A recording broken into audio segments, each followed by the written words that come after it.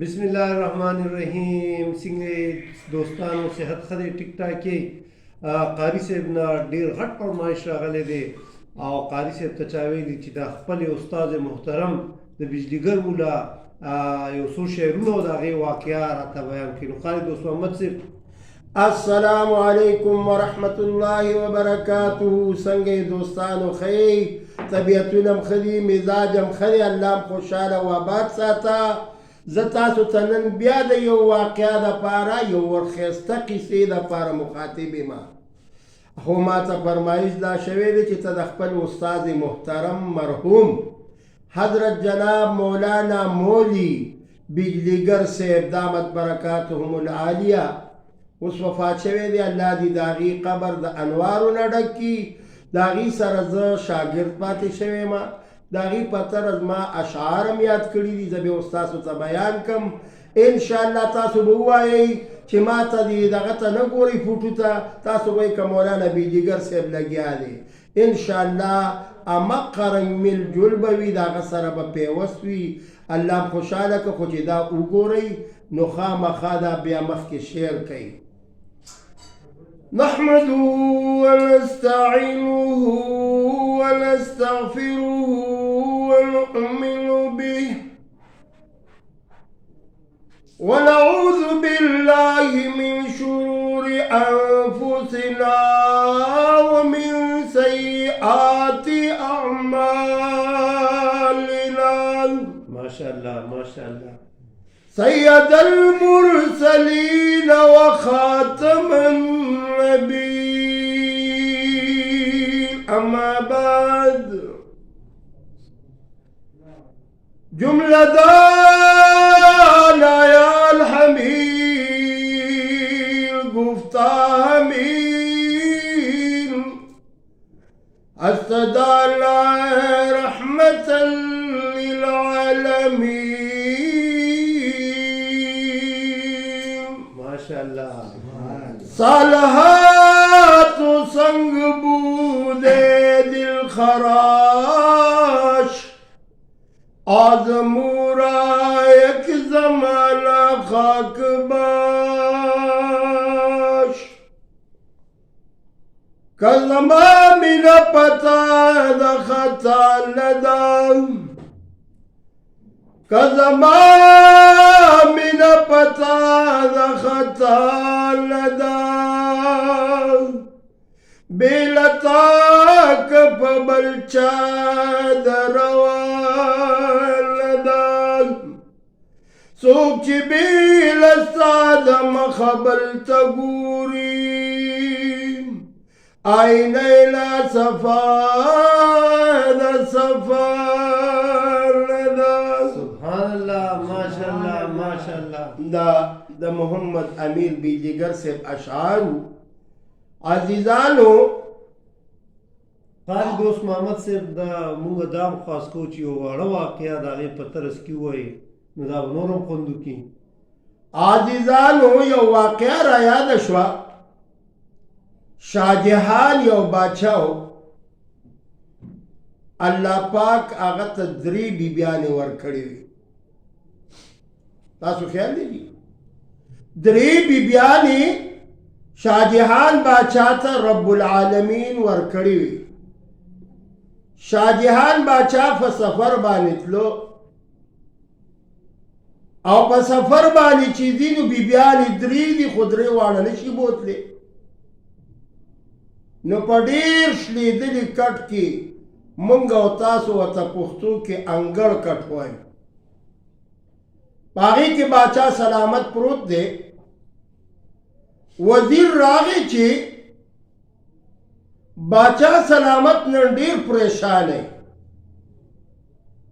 ویل او په سفر روان یم خو بیبیانې 3 دي، که یو بوزم 2 خفه کېږي نو چې کومه بوزمه. وزیر ورته وایي چې باچا سلامت فکر مه کوه، 3 واړو نه امتحان واخله او چې کم یو په امتحان کې کامیاب شوه هغه به ځان سره بوځي. ویل وزیره ډېره ښه ده، سحر شو د یوې بیبي نوم دی حیات بیگم. څه نوم دی جي؟ حیات بیگم. او د دویمې بیبي نوم دی جهان بیگم. جهان بیگم. او د درېمې بیبي نوم دی فنا بیگم. فنا بیگم.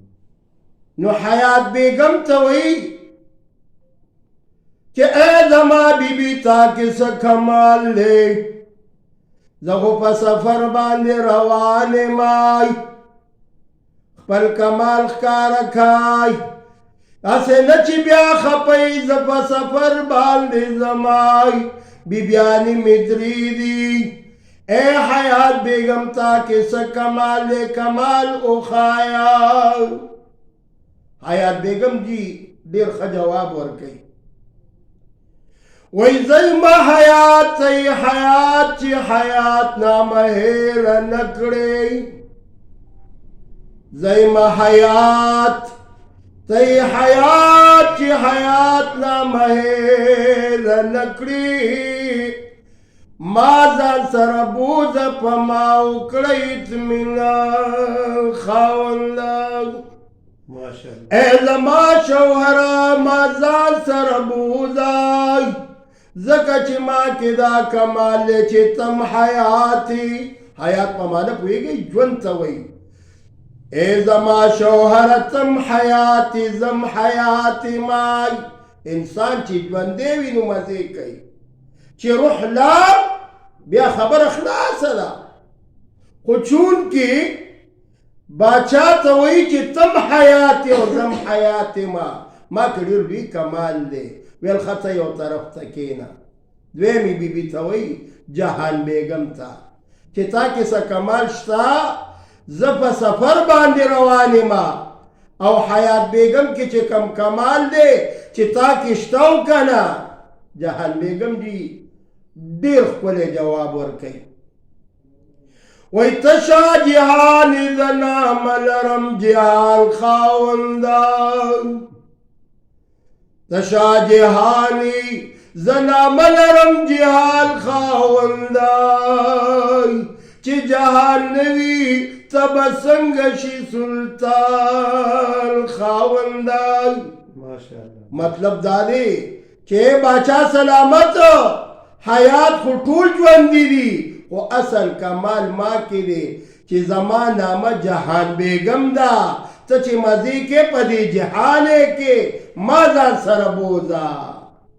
دواړو ته وایي چې یاره تاسو کښېنئ، زه اوس د فنا بیگم نه تپوس کوم چې په تا کې څه کمال شته. فنا بیگم جي ډېره ښایسته جواب ورکوي.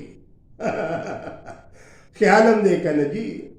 فنا بیگم ورته وایي ای زما شوهرای تی فنای، زه یم فنا چې فنا هیره نه کړي، نه په حیات څه اعتبار نه په جهان خاونده.